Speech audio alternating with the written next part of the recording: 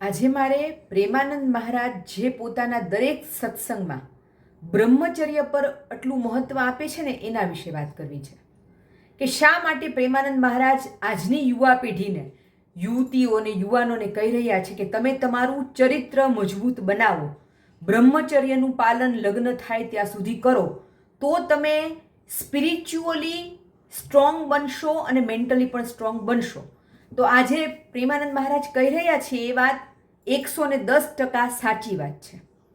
કેમ કે આપણા શરીરમાં આપણું જે સૂક્ષ્મ શરીર છે કે જે દેખાતું નથી, જે આપણી ચેતના બનીને આપણી અંદર છે, એના લીધે જે સૂક્ષ્મ શરીરના લીધે જ આપણે શ્વાસ લઈએ છીએ, આપણે બધું કામ કરીએ છીએ.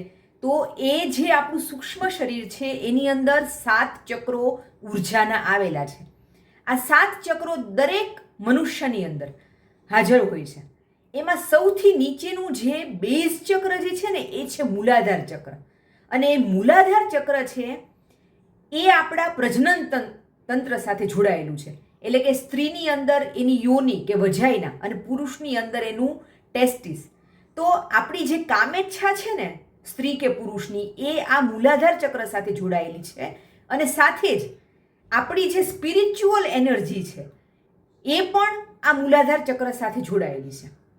તો તમે જેટલી વખત ફિઝિકલ રિલેશન એક સ્ત્રી અને પુરુષ એકબીજા સાથે કરે છે એટલી વખત તમારું એ મૂલાધાર ચક્ર છે એ ઓપન થઈ જાય છે. એ બંધ હોય છે ત્યાં સુધી તમારી એ જે પ્રાણ ઉર્જા છે એ શરીરમાં સંચવાયેલી રહે છે. પણ જેવું તમે એકબીજા સાથે ફિઝિકલ રિલેશન કરો છો, સેક્સ કરો છો, એટલે મૂલાધાર ચક્ર ઓપન થઈ જાય છે અને એ બધી તમારી શરીરની જે ઉર્જા છે ખેંચાઈને બહાર નીકળી જાય છે. એટલે એક જાતનું મૂલાધાર ચક્ર છે એ આખા શરીરની ઉર્જાનો નળ છે કે તમે એ નળ ખોલી નાખશો તો ઉર્જા વહી જશે. એ નળ જેટલો લાંબો સમય બંધ રહેશે એટલી તમારી ઉર્જા શરીરની અંદર સચવાઈ રહેશે અને પછી જેટલો લાંબો સમય એ ઉર્જા અંદર રહે છે શરીરમાં, પછી ધીમે ધીમે મૂલાધાર ચક્રથી ઉપરના ચક્રોમાં ઉપર ચડવાની શરૂ કરે છે. એટલે તમારે જો તમારી આ જે કુંડલીની શક્તિ છે, જે પ્રાણ ઉર્જા છે, એને ઉપર ચડાવવી છે. કેમ કે 7મું ચક્ર જે છે ને, જે સૌથી સુપિરિયર ચક્ર છે એ અહીંયા છે ઉપર.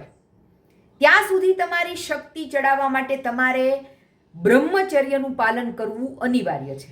અને એટલે જ તમે જુઓ, પ્રાચીન ભારતમાં જેટલા ઋષિ મુનિઓ હતા, ઇવન મહારાણા પ્રતાપ, શિવાજી મહારાજ, જે બધા મહાન યોદ્ધા થયા, રાજાઓ થયા, તો એ લોકોમાં જે પરાક્રમ હતું, જે હિંમત હતી, જે સાહસ હતું, એનું કારણ હતું આ બ્રહ્મચર્યનું પાલન. અને એટલા માટે જ પ્રેમાનંદ મહારાજ વારે વારે પોતાના વિડીયોમાં કહે છે કે તમે લગ્ન થાય ત્યાં સુધી એટલીસ્ટ 25 વર્ષ સુધી, તમારા લગ્ન 23 થી 25 વર્ષે જનરલી હિન્દુ છોકરા છોકરીઓના લગ્ન થતા હોય છે, તો 25 વર્ષ સુધી એટલીસ્ટ તમે બ્રહ્મચર્યનું જો પાલન કર્યું તો તમારું જીવન આખું બદલાઈ જશે. તમારા મોઢા પર એક અદ્ભુત તેજ આવશે, તમારી અંદર એક અદ્ભુત બુદ્ધિ તમારી ખીલશે. કેમ કે તમારી શક્તિ તમે સંચિત કરી છે.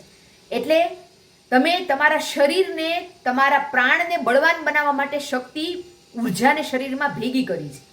જ્યારે આજના સમયમાં યુવાનો 15, 16, 17 વર્ષે એકબીજા સાથે છોકરા છોકરીઓ ફિઝિકલ રિલેશન, સેક્સ કરવા માંડે છે અને પોતાની આ ઉર્જા જે એમણે યુવાનીમાં બચાવીને પોતાની કેરિયરમાં લગાવવાની છે, પોતાની બુદ્ધિશક્તિને ખીલવવામાં લગાવવાની છે, એની બદલે એ લોકો ખર્ચી નાખે છે, વાપરી નાખે છે. અને પછી તમે જુઓ કે જે બાળકો નાની ઉંમરમાં ફિઝિકલ રિલેશનના રવાડે ચડી જાય છે ને, એમના મોઢા પર કોઈ નૂર તેજ નથી હોતું અને એમના શરીર પણ પછી થાક લાગે, આળસ આવે, સૂતા રહેવાનું મન થાય, મહેનત કરવાનું ન ગમે. આ બધી સાઈડ ઇફેક્ટ્સ છે કે બાળકો આજે બ્રહ્મચર્યનું પાલન લગ્ન સુધી નથી કરતા.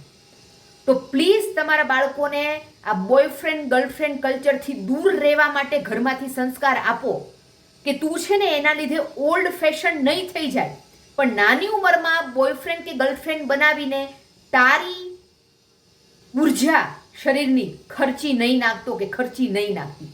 એટલે આ વસ્તુ નાનપણથી બાળકોને શીખવાડો કે લગ્ન થાય ત્યાં સુધી બ્રહ્મચર્યનું પાલન કરવું કેટલું મહત્વનું છે.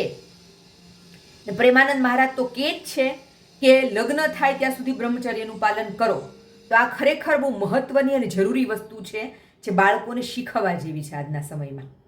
જુઓ તમે કે એક દીકરો કે એક દીકરી 25 વર્ષ સુધી બ્રહ્મચર્યનું પાલન કરે પછી એનામાં તેજ વધે છે, એનું સાહસ વધે છે. તો આ મહત્વ શીખવાડો બાળકોને.